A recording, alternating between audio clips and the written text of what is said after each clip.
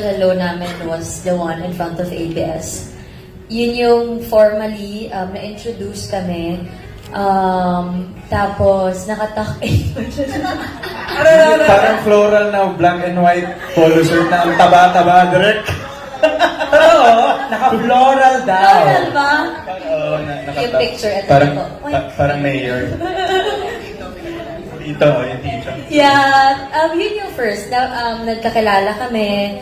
Tapos, my first impression, I think he was very approachable.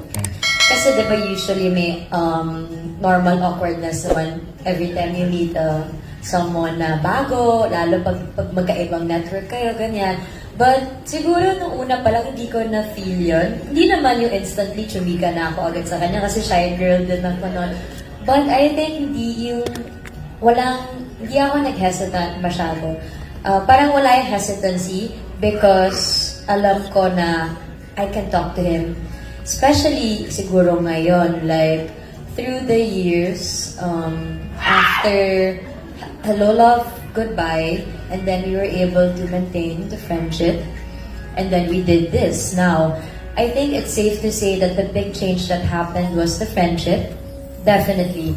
Like before, may mga hindi kami pwede pag-usapan na bagay, about life, about random things. And now, it's just so easy to talk to this guy. Like, pwede ko siya pag-usapan namin about yung pinaka-random na may isip mo. And kung gusto mo din ng serious conversation, you can talk to him. And I think it's something na,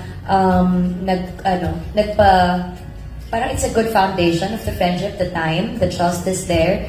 And, the openness. Yeah. So, siguro, yun yung appreciate Yeah, ko. we really got to know each other more this time. Yeah. Second hellos. Second. Second hello.